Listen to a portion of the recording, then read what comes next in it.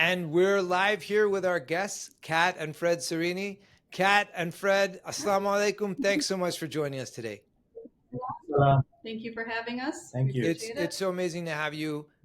We at Halal Run are big fans of what you do on Instagram, and we're psyched that we could connect. Thank you. Awesome. So why don't we start? Let's just jump right into it. How did the two of you get into sort of being halal bloggers, critics, reviewers, and then how did you end up doing it together? It was accidental for me. Fred was always dragging his iPad along and taking pictures. Actually, back in the day, he had like one of those snap cameras, and he would take it with us on trips, and he would document food so he could come home and recreate it. She's talking 35 millimeter. Yeah, like you had to go to Arbor Drugs and get, he was the original Instagrammer before Instagram was a thing. And I used to take pictures of people. I was a portrait photographer, and I am also a convert. And we'd always look for really good food to eat, and every scenario. And I didn't want just shawarmas, and that's all that we basically could have back 30 years ago. Shawarmas and shish kebab and falafel. So we would search for all kinds of food, and Fred would always take pictures, and then later he'd make it for me at home. Wow. For me, I kind of started off on Facebook. What I did is it was all tongue in cheek. I was kind of like joking. This one Ramadan where I did this status, on Facebook of what was for dinner. For iftar and then I paired it with a ocean spray cranberry juice, right? Like I'm pairing food as if it's wine kind of thing. It was all tongue in cheek. Yeah. It was meant to be funny, and my cousins loved it, and they're like, "Hey, what's on menu tomorrow? What are you guys making? We want inspiration. What are you making tomorrow? What's on the menu?" I literally started doing it every day of Ramadan, and that's how it really started. And then when Instagram started to pop off, as the kids say, I gravitated there and been there ever since. Very cool. Basically doing the same thing. Yeah, no, love it. And look, I'll say a couple things. One, your cousins sound like they're nicer than mine, because mine make fun of me all the time for what I'm doing here. You are making fun of me too. but also, but in a good way. Like we make fun of us the way we make fun of ourselves. If we're not making fun of each other, then something's wrong. You guys know who you are, by the way. I'm talking about. Yeah. The other thing is, this explains a lot, because one thing we've loved about the content you put up is the photos in particular are just super high quality and super very, very well done. So that makes sense that Kat has that background as well, because it shows. See, I've only ever taken all the shots that are up on my page, unless it specifically says that I'm reposting Kathy, were shot with an iPhone, whatever the latest iPhone of that year was. So I've always shot with an iPhone, even my videos, same thing. Kathy, on the other hand, she uses some big guns, and it shows. I don't like to brag. I get to play with food all day. I'm food stylist, food photographer. I really enjoy it. But like I said, it was all accidental. I used to his cousins weren't the only ones making fun of him back in the day. We have 3 kids, and we'd go out, and Fred have the camera out, and we just want to eat. That's it. We just want to eat. Get to it. And then slowly but surely, I started taking my own photos just to kind of show him what I could do. And then I was there going, "Oh, now you want to take photos, huh?" Yeah. So she watched what I did, and I guess I inspired her to do the same. Absolutely. But I did it better. But it's so funny. It's so great. There's no it's so great that so many of us have the same experience, right? Because now whenever we go out to a restaurant, my wife is just so used to it that the food comes, and I'm like, "Wait, don't touch it." Right? Yeah. Don't move. I need to get some shots and clips first. So Kat, your website for your kind of food photography, that's serriniphotography.com, right? That's the Yes, best it way is. for anyone who wants to get in touch with you, like for that to reach you. Yeah. Or they can DM me. I'm always receptive on Motor City Eats. I get a lot of questions actually from people looking to see if they can break into this, what equipment they should purchase, cameras or lights. And I'm always happy to answer any questions and meet fellow food enthusiasts like Very us. cool. So I would imagine you have some pretty heavy artillery when it comes to photography equipment. If this is what you know. I mean, it's an expensive hobby. I'm not gonna lie. We have lights on us right now. We're probably lit up better than most interviewees.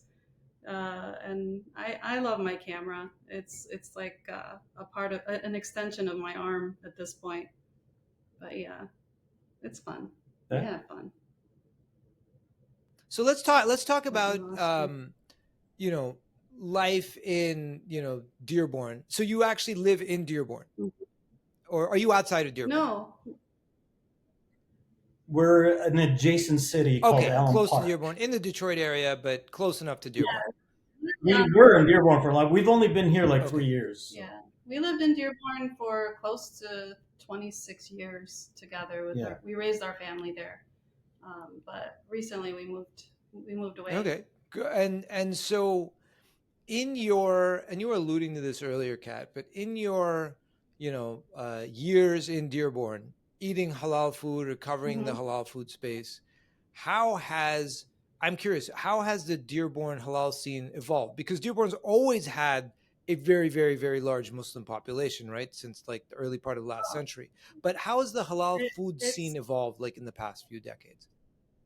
it's incredible now. You can get Mexican food, you can get Italian food, you can get Asian food. I mean, back in the day, we could only get shish kebab and shawarma. Like we were so limited, You couldn't get a cheeseburger, and we could get cheeseburgers, but they but weren't they were good. made with out of kufta though. Yeah, It was what they called a yeah. cheeseburger. So like to watch it evolve in front of our eyes has been amazing. It's been an amazing journey because for us, we used to travel the United States. Actually, we travel the world Yeah. just looking for good, clean halal meals. Sometimes, most of the time, it was We vegetarian. would base our family vacations around where we wanted to Yeah, eat. we used to watch You know, some it's like Food Network shows, Yeah. and we're like, we got to have that.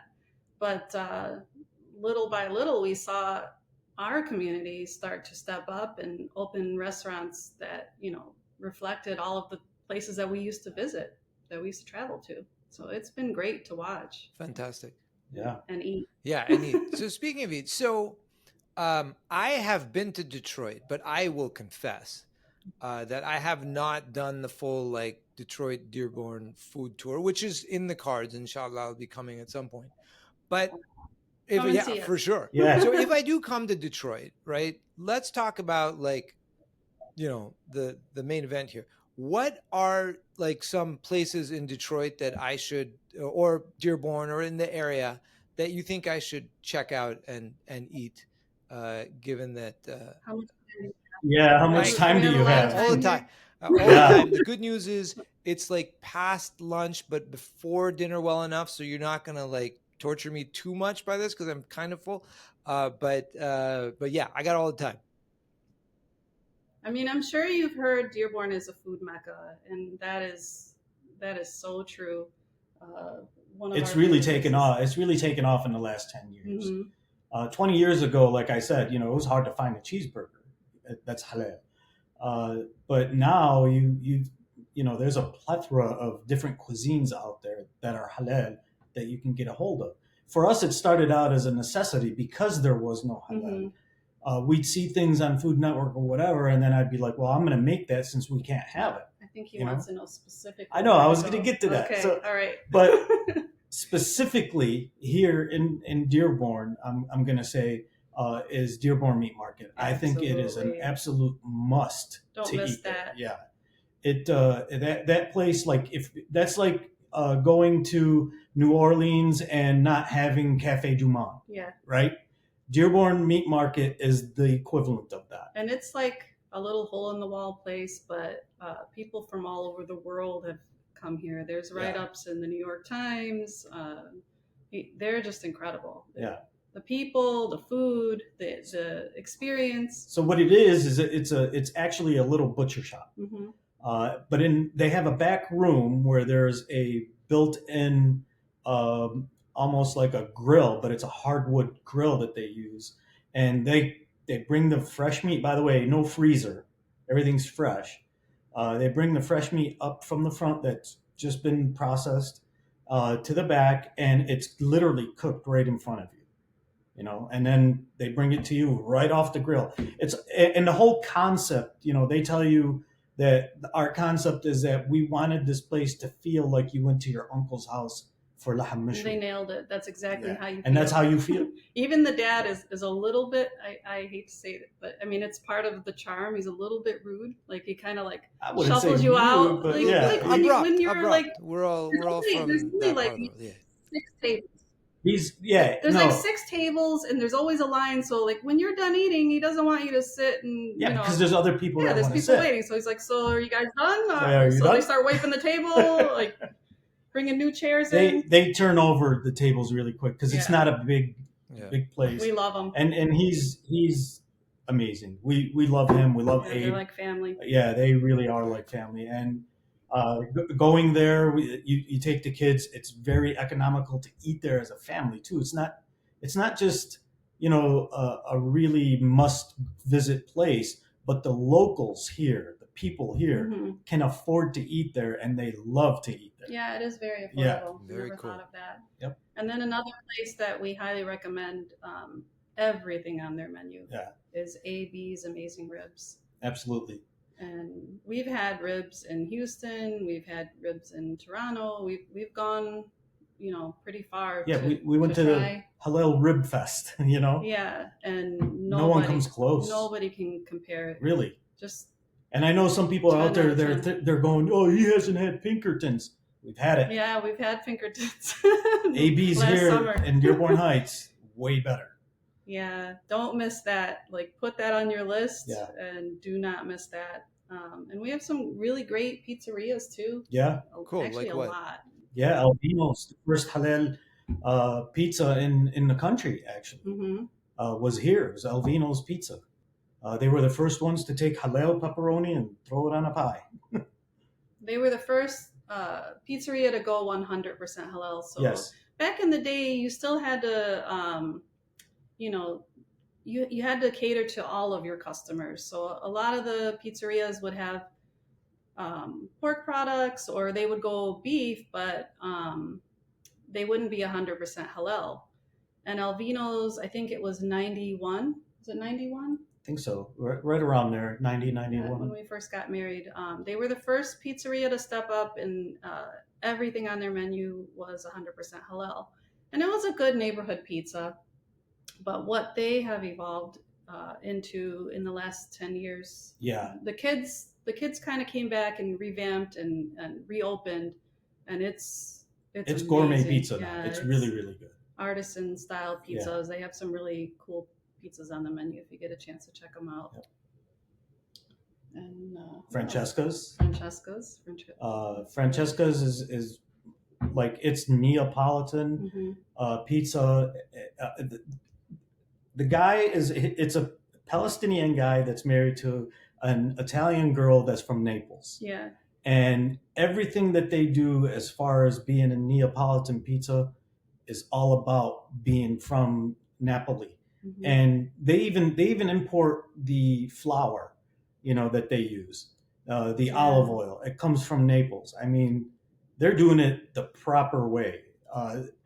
It's funny because most places when they go halal, they kind of do their Middle Eastern twist to their food. You know what I mean? Like you have a pizzeria with shawarma on it, kind of, which to me is silly, but. This couple, what they did is they went for authenticity and they nailed it. Closest we've ever had outside of Italy. Yeah. It's phenomenal. It's a true sourdough starter dough. Yep. Aged, really chewy and light and crispy, just delicious. What else we have? We made a little list. We made a little list. There's Sicili's. Sicily's is phenomenal. Yeah. Another neighborhood pizzeria that came a long way in the last couple of years. This place does their own Italian sausage, and they use halal veal, and it's amazing. Their Detroit style pizza is to die for. It's so good. Chicken. Actually, everything on their menu that we've run through is really, really good. And then we have some like non-halal restaurants that we go to, but their vegan and vegetarian options are phenomenal. And one of those is in Sterling Heights. It's about a 40-minute ride from Dearborn. It's called Trizest. And man, is it good. It's Szechuan, and it's authentic Szechuan. It's not your typical what I call watered down Chinese American. It's not like that. This is real authentic Chinese food. That's one restaurant. It doesn't matter if I'm hungry or not. If if he says you want to go to Trizest, I'm like, get the keys. I'm down. Let's go. Get the keys. We're going. It's that good. It is that good. What else? We got Yemeni food. We have a lot of options. Yeah, we really do. But a real standout is Sheba. Yeah, Sheba, definitely Sheba. And if anyone out there hasn't had Yemeni cuisine, you need to go out there and have it. And I highly recommend trying fahsa, which is like this lamb stew that comes in a clay bowl that's been heated up to like 500 degrees. So when it comes out, it's sizzling. It's theatrical. Yeah, and it's theatrical, but it's absolutely delicious. Really, really good. Really, really good. What else you got? I keep losing it here. Oh, the street tacos we had yesterday. Oh, those were really good. Yeah, so there's a place called Halal Tacos. We went there yesterday because they're kind of revamping their menu, and we tried the chicken street tacos. Absolutely phenomenal. They were really, really good. That place has come a long way. When they first opened, they were kind of like, it kind of felt like you were having, Ortega from the grocery store, kind of thing, like those kind of tacos that you would have, which aren't bad, but it's not anything special that you couldn't do at home. Don't you feel like everyone has? Everyone like they've all gone through those growing pains. Yeah. But they really have come so far. Yep. Like, I think initially they were afraid that our community wouldn't be receptive to, like this kind of cuisine. So everyone tried to put their Middle Eastern touch on no matter what it was. What if it was Mexican? For the longest time, when people started doing burgers, they would always put this seasoning in it called 7 Spice. Yeah. Because they thought that, well, that's what Lebanese, Lebanese people love that spice, so we're gonna put it in there. It was terrible. Like, no, not in a burger, man. Don't do that. It had no sense being in there. But now, oh my God, you can get a burger now on every corner. Like you can get a halal wagyu burger. Like it's not just any burger, and that's at AB Ribs. Yeah. No, there's a few places. I think even Mint 29. Oh yeah, that's right. Even Brome offered it at one time. Yes. Yeah, we have some really good burger options. And if you are looking for like a quick sandwich, I recommend Express Poultry and Fish. Yep. Again, another meat market that just sells poultry and fish, but they have a little group. No, actually, they have a full-scale kitchen now. Yeah, and they just opened up another location where it's basically a restaurant. Their original location was really, a poultry. It was a poultry and fish that you could go in and buy fresh. They didn't do any cooking, but then they added a kitchen, and now, man, I got to tell you, there's a sandwich there. It's called the Express Chicken Sandwich. Yep, that's the one. Yeah, if you've ever been to Lebanon and had Abdullah's, and it's like a chain over there throughout Lebanon. If you've ever had Abdullah's, this is what he was aiming for when he created this sandwich. That's what he was inspired by. Yeah. And I swear to you, it is better than Abdullah's. Yeah, it's really amazing. Good. This sandwich is really, really good. It's basically the whole chicken. He takes the white meat, the dark meat, and he puts a special sauce in there and pickles. It's a chicken that's marinated, butterflied, and then grilled, then deboned. And he does this like... It's fresh. it takes about 20 minutes if you So go if you there, want the sandwich, you're gonna be have to prepared wait. Yeah, and then or order ahead. But he takes the sandwich after he builds it, and he paints it with this sauce. I don't know what's in there. It's just delicious. It's got like a garlic base, and then he grills the sandwich again. yes, So it's really crispy on the outside, and it's almost you'll be craving it. It looks almost like it was deep fried, but it wasn't. Yeah, And it has that char flavor from the grill too. Just absolutely amazing. One of the best, Lebanese chicken sandwiches you can have. Yeah. I prefer it over any shawarma. Shawarmas, yeah. Any, yeah. That's a powerful statement. That's a very, very bold It statement. really is that good though. Wow. Yeah, it's so flavorful. I feel like I should be on my computer right now booking my ticket, my flight to Detroit. Get on the next. Yeah. That sounds like it's just scratching the surface of what's in Detroit, but they sound like some amazing options. Given where you are, I know a lot of people from, I'm originally from Canada, and I know a lot of people from, the Detroit area. I drive back and forth into Canada. I think you've been there a fair amount yourself. Toronto, like Dearborn and / Detroit, like New York, where I am, is another big, halal center food-wise. So what, having been to Toronto a few times, what are a few of your favorite spots there? Noodles. Omni Noodle, Omni House. Oh my God. They're hand-pulled Chinese noodles. And the dumplings they have there, oh my God. So just unbelievable. It's an experience. And it's all halal. It's all halal, yeah. Like a lot of the noodle places, actually, I don't know if we have a noodle place locally that does 100% halal. See, I think that's what we really should be talking about, is that the way cities like Toronto have taken in the whole halal scene, they understand that if we offer halal, we're going to open our business to at least 20% more people that, you know what I mean? At least, at the very least. Here in Detroit, it hasn't really happened yet. It's starting to. There's a couple places that offer maybe one or two items, and some of them are like high-end places that offer like maybe a ribeye steak or, something like that. But that surprised us, actually. Yeah. We visited Toronto a few years ago, and there were so many halal options, and we actually asked one of the restaurateurs, why did you guys go halal? And he's like, why wouldn't I? Look at all the customers. Yeah. But here, like sometimes a restaurant will put halal offerings on the menu, but they don't advertise it because they're afraid of backlash. Sure.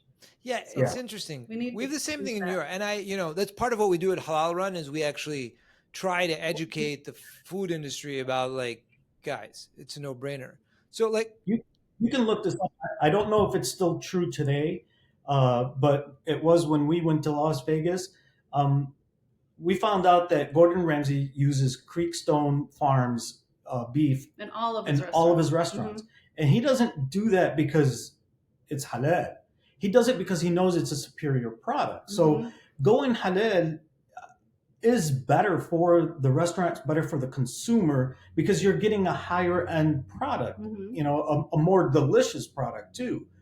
Gordon Ramsay understands this. And we're talking about a Michelin star chef here, not just, yes, he's a personality on TV, but he's also a Michelin star chef. He's no joke, So he knows what he's talking about when he makes a switch like that.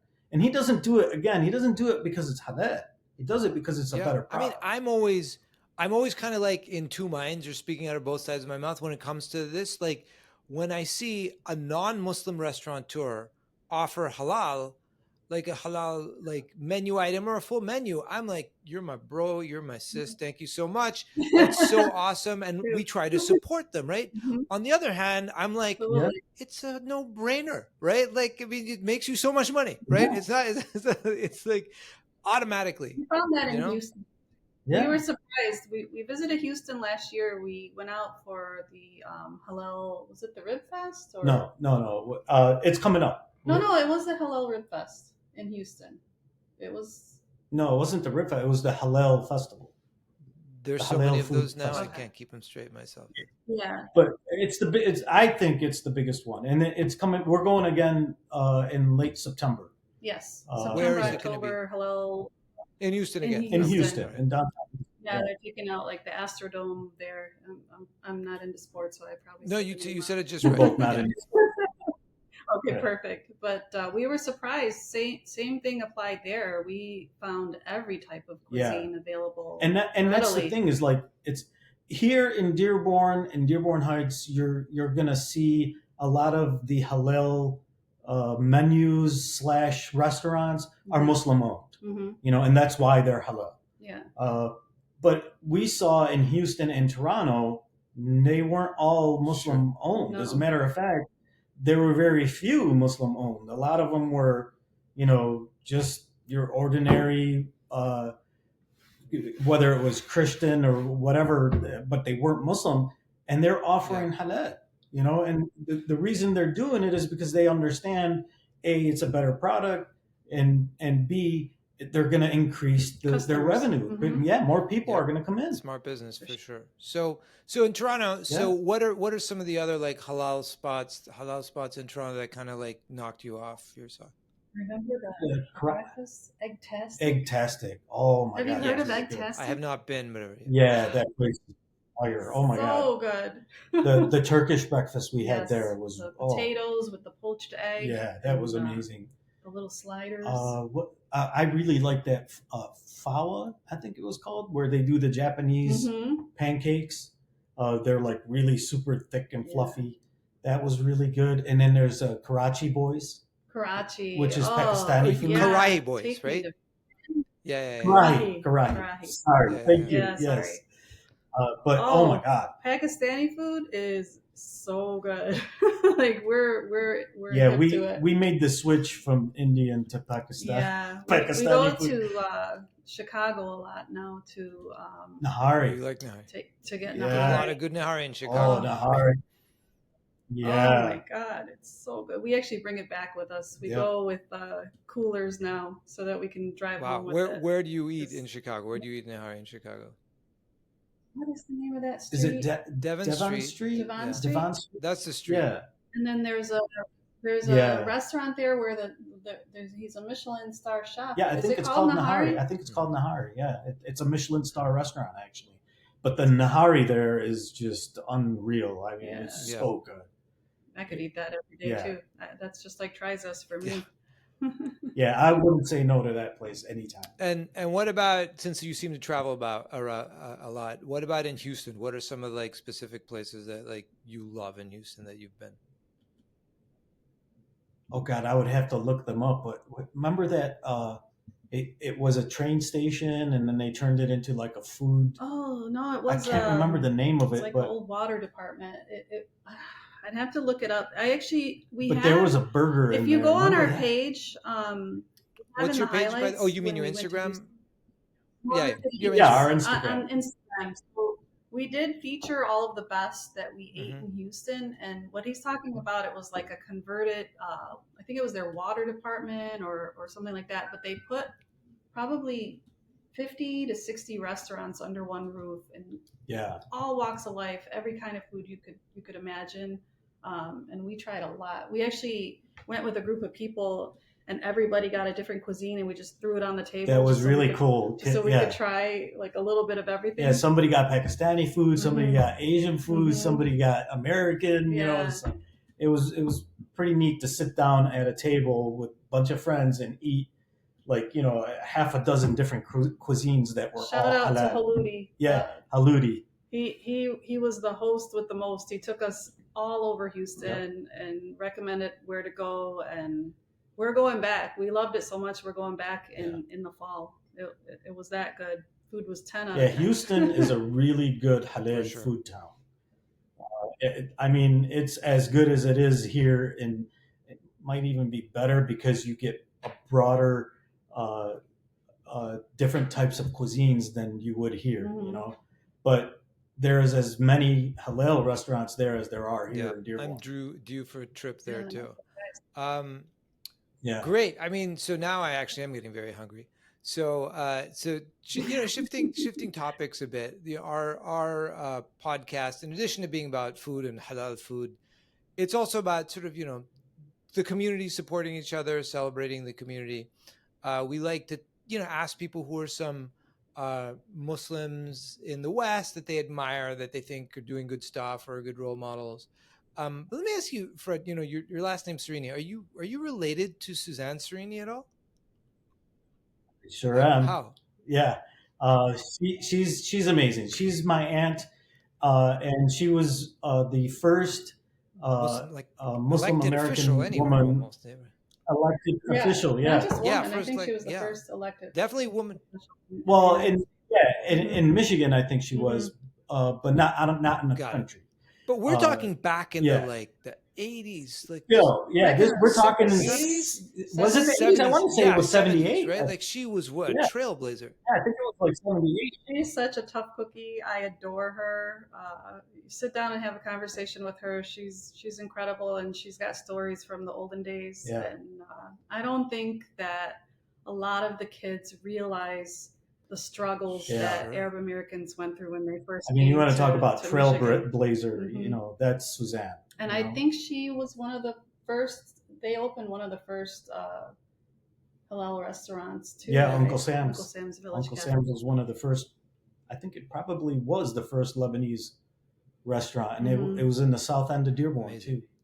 And then they moved over to Uncle Sam's Village Cafe, which was in East Dearborn, Mhm. and they were there for a while too. And then her son Mike, by the way, is a councilman slash attorney slash car salesman. This guy is a machine. He doesn't sit still. He's a very busy man, but he is amazing. I really look up to him. He's my Great- younger cousin. Great brain to pick whenever you Yeah, have any. he's any my younger questions. cousin, but he has a lot of wisdom, and I props to him. Very very Amazing. hard worker. Well, we should maybe get your aunt Yeah. on here, maybe cousin on here, because I'm a big fan of what Yeah. she's done. So she's Get her on, get Sure. Mike on. Yeah, that's Yeah. what sounds that's like a a great sounds team. like a good Yeah. episode. Any other Muslim Americans not that you think? Abdul, I mean, like we really look up to Yeah. to the politicians and the positive change they're making, grassroots and throughout the country. I mean, Abdul's out there making all of us Muslims, Muslim Americans, I should say, uh, look like what everybody else looks like. You know what I mean? It's kind of like what I imagine when your typical American family sits down to watch the evening news. What they see on TV uh, is us portrayed differently, But he's breaking that stereotype. He's out there showing people that no, we are educated, we Mhm. are civilized, we are politicians, and we love this country and we work hard for this country. He's doing He's a lot in he's healthcare. out there. Yeah, he's out there doing that and making us look good doing it. So I definitely admire him for that. And then our newly elected mayor, Yeah, Abdullah Hamoud. Abdullah Hamoud. Kudos to him. He's really making a lot of positive changes in Dearborn. Fresh take on new ideas. We see a lot of great changes happening to the community because of They're Abdullah. investing into the parks, the schools, the roads. Yeah, I mean he's doing a phenomenal job. He's doing a really really good job. He's actually doing a lot for the food scene too. Yeah. So a lot of I know they got a substantial grant to improve parks in Dearborn, and in his plans he incorporated like food truck pads in almost every park that they're building. Yeah. And that also, like 5 or 6 years ago, we didn't have food trucks. Yeah. I mean, it was rare. It was really hard to get a permit to get a food truck in Dearborn back in the day. So not only are the restaurants booming and offering us so many amazing choices, but now we have so many food trucks too. And I like to think that your cousin Mike had a lot to do with that, and now Abdullah too. He's making it a lot easier to get to licensed have a and to to have a have a food food truck in truck here in Dearborn. Dearborn. And a lot of these food trucks have made the transition from a food truck to a brick and Sure, it's a mortar too. stepping stone for So sure. it's yeah, and you're seeing businesses flourish because of this, which is great. And he's doing he's doing an amazing job. Yeah, we've actually, we like to, like I said, we like to celebrate inspiring Muslims, in what we do, and we have featured both Abdul and Abdullah on our socials as just inspiring Muslims that we like. So it's so awesome that you mentioned them. Oh, that's They're great. they're definitely They're doing great. a lot of us really proud. And, Mhm. along those lines, yeah, I guess this would be kind of like the last question. Um, about the community, supporting the community. One thing we love about the halal food community, right? Whether it's the restaurateurs or the suppliers or folks like yourself who serve such an important purpose, like helping the rest of us figure out where to eat. Um, it's a very supportive Mhm. community, right? We're all sort of like featuring each other and supporting each other and checking each other out and encouraging each other. So, Absolutely. who are some of the other kind of like content creators, right? Who do kind of what you do and we do? Who you like admire, you like their stuff, you check out, whether they're in Detroit or other cities, or even if they're not even halal focused. But like, who do you like? I mean, we kind of touched a little bit on Haludi. Yeah, He's our contact person in Houston, and we've become fast friends with him. he actually used to have an app, but it proved to be extremely difficult to verify halal. Mhm. Zabiha will. I'm Yeah, sure tell me you're where familiar with halal runs a Zabiha. directory, and that's what we spend a lot of time doing. It's not the easiest. Yeah, Yeah. and but he had a hard time verifying that a halal place is still halal, Yeah. like a month later. You know what I mean? Especially like a non-Muslim So restaurant. he If quit they the were app. offering halal in May, maybe in July they switched back to their supplier. So I Yeah, think it became a little tedious for him to keep the app going. But he still has a great Instagram. but he You should killed look it the up. app. But he's still like, if you follow him, even though his base is in Houston, He goes he goes everywhere. Yeah, everywhere. he's a world I traveler. mean, yeah, there's halal ramen in Tokyo. Mm-hmm. He found it. You know what I'm saying? Yeah. So he's been everywhere, and I really mean It's a good everywhere. account. So it's a really good account to follow, and DM him if you're in a city and you wonder if there's halal there. I'm sure he knows of it. He's been Mhm. there, and I think he has an extensive friend database too in every yes, he every does. state. So Yeah. he always knows. He's a where to go. traveler, and he really gets around. So if you want to know if there's halal food in Sicily, you reach out to him. He'll tell you if there is or isn't. Amazing. Uh, And then in Detroit, it's not a halal food blogger, but there's an account that we all follow. Yeah. We've been friends with him for over 11 years now. Yeah, Right? I've known him for quite a bit. And the account is Chow Down Detroit. His name is Sung Lee. Mm-hmm. He's amazing. He really is. He really is. He's been everywhere too. He's a true actually. influencer. Yeah. If we, I manage a lot of social media accounts locally for restaurants. If Song comes to visit one of our restaurants, we're selling out like at least for a week. The line is out the door because people really listen to him. He's got a good following, and he really knows his. Yeah, he's been grinding from the beginning. Just hasn't stopped producing content, and Mhm. really good content too.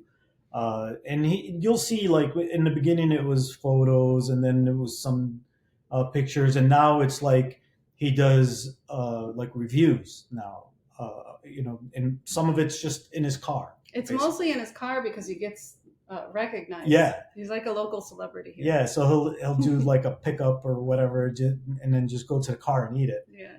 But again, this guy, phenomenal. I love his content. I love his honesty. We've known him for a long time, and you can tell when somebody knows what they're talking about. You know what I mean? Yeah. And he knows what he's talking about. and Mighty in the Mitten. Yeah, Mighty. She's amazing. She's one of the first people that we ever reached out to on I Instagram. think she was our first Instagram friend. She was our first Instagram friend, Yeah. and she's half Chinese, half Vietnamese. Vietnamese, and she has opened up our eyes to so many incredible culinary experiences. Yeah. And we now cook Asian food all the time because of her. She takes anything and everything and turns it on its head and makes something absolutely delicious. She does recipes. Yeah, I gave her za'atar and I don't know what else, and she did it in that milk bread, Mm-hmm. and then she put it in one of the tacos, and she made like these Asian tacos with za'atar on them. What a creative! She blew me away.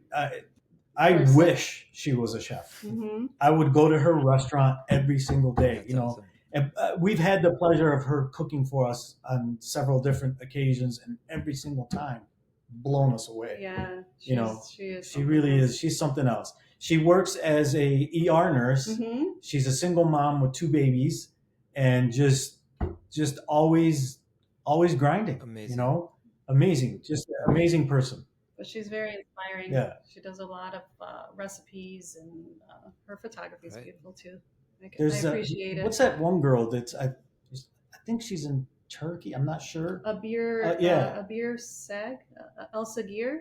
Abir Sagir, I think. Yeah, she's amazing too. Her videos are just they're whimsical and they're cute, but they're also serious when it comes to food. Yeah, they're very fun to watch. She's very entertaining, but her recipes are like, man, I want to eat that. Yeah, we share her.